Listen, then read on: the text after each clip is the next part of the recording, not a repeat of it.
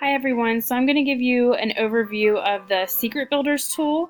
You can find Secret Builders at secretbuilders.com, or you can also purchase it. Well, it's a free app to download in the App Store and in Google Play. Overall, I find the game not very user-friendly to navigate. I'm not a gamer myself, so I find it really hard to navigate the actual gameplay. There's no tutorials, there's no help button, which I was really looking for. But just a little bit about what this game is. If we go to the parent page, it gives us a little bit of an overview. Basically, the game has a historical context. Students are asked to go on quests and participate in contests that guide them through answering some historical questions and interacting with these famous characters. Like I said, there's quests, there's contests that do this. They consider this to promote computer literacy because of the chat feature that's built into this game. So they say it provides several typing tutor games, things like that. And the games also build a lot of logic skills. There is free play available. Of course, it's limited, and as always, there is an opportunity to spend money.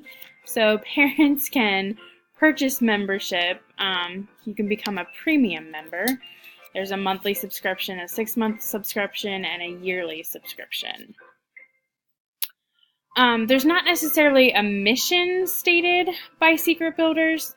I did go to commonsensemedia.org to kind of get some reviews on this. I really trust Common Sense Media. I've used it several times this year, especially. I've had some kiddos talking about some inappropriate games that they play video games that they play at home, and I've kind of had to confront parents and say, hey, look, this is what your kiddos are viewing at home, and it's just really not a good thing for them. And so this is a really good site for reviews. It gives parents and educators also a lot of information about what kind of content their students are accessing. So overall, included in this part right here just shows what the game itself is created to do and what it includes. So the game itself has educational value, positive messages. There's a little bit of consumerism going on with all the purchasing of the gold coins and spending on that. It does not say that it includes the violence and scariness or the sexy stuff. However, as I was reading some of the reviews below, there's a lot of reports of inappropriate use of the chat feature. There was one account that said about some bullying. There was another account that said that their daughter was playing Spin the Bottle at one of these parties that the avatar characters attend. There was another account that said that their child was prompted to purchase drugs online through this chat feature in Secret Builders. So obviously this feature needs to be managed. It sounds like Secret Builders Monitor is able to pick up on the inappropriate language, like the cursing, but not necessarily the sexual content of the messaging. So that's something maybe they need to look into modifying, but definitely parents and educators need to be vigilant about this issue. So as far as how the game is played, asynchronous gameplay such as quests are featured on this game. Let me try to get in here so you can see what's going on. Some of the quests that you can do, not the contest. The quest, I was on a quest earlier, is some asynchronous gameplay by themselves. At their free will, students are not able to connect with any other classmates or any other game players while they are on these quests. Let me try to get in here. Continue. Maybe it's just taking a while. So, they are able to interact with the avatar, the Secret Builders avatar that connects to the famous historical characters, but that's really the only collaboration happening there.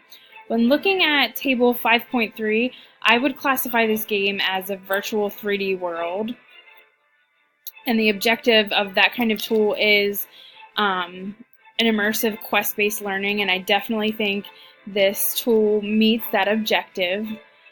The live chat feature also serves as a tool, and the chat feature should have a problem-solving objective. However, I'm not sure that the chat feature is being used very effectively and it's meeting that objective since it's not part of the quests themselves. Let me see if I can get in here again.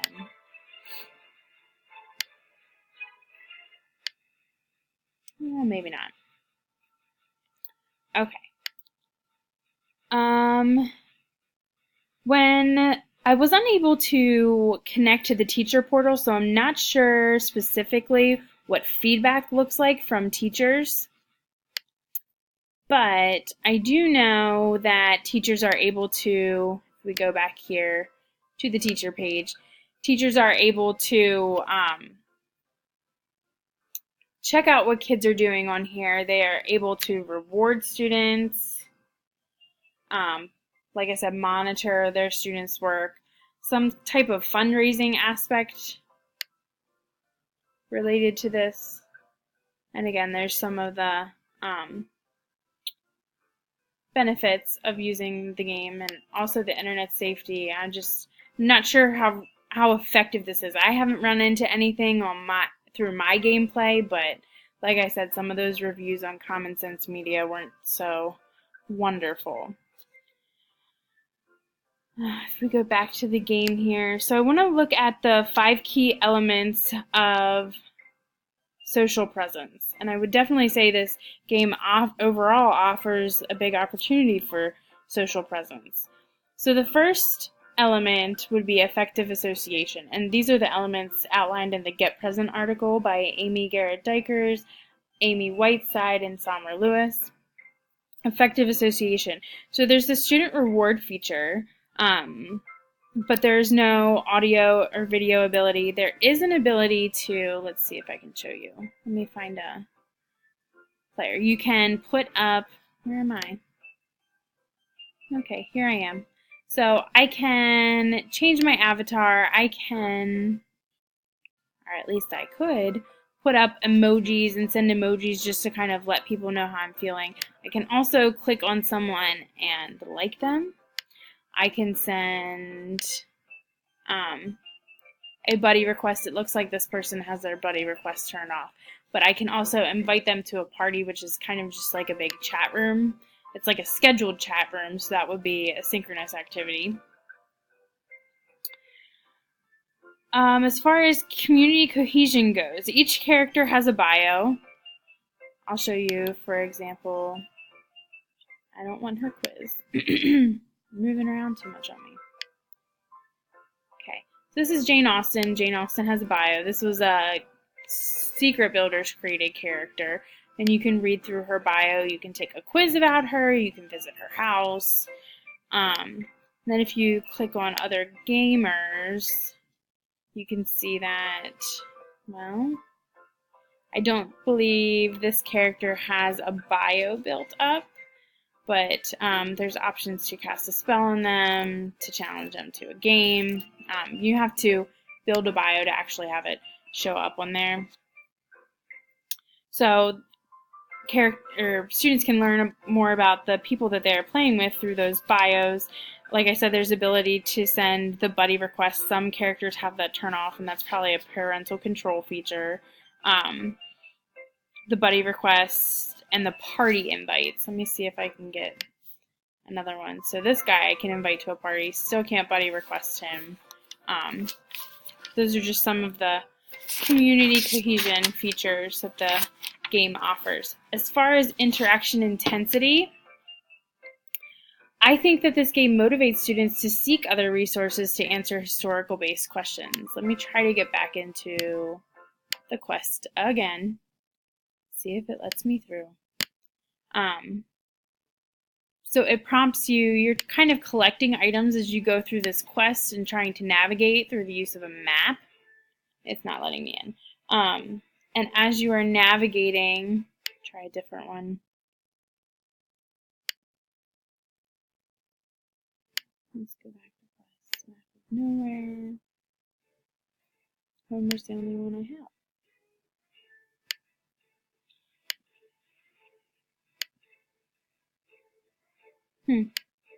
So it looks like I can't get to any other quests until I finish this one, and it's not loading for me. But on the quest, they're asked to answer these historical-based questions through the avatars of the historical characters, and I think that that aspect motivates students to, seek out a search engine to help them learn more about the context and answer those questions. I did not see chat abilities in the quest. I wish I could show you. So there's no collaboration there, which I think is a huge drawback of the game. The collaboration in the quest would allow for a lot more deeper thinking and a lot more learning. As far as knowledge and experience go, there is the chat gameplay and gameplay tools that are used. Students are prompted to make an avatar of themselves before the beginning, so I feel like that's a really good connection to reality. While they can connect it to reality, or they can just make their avatar look like whatever they feel like. So that's kind of a neat aspect of the game also. As far as instructor involvement, as I mentioned earlier, I wasn't able to get into the teacher portal specifically, but from what I can see, we did talk about teachers page a little bit.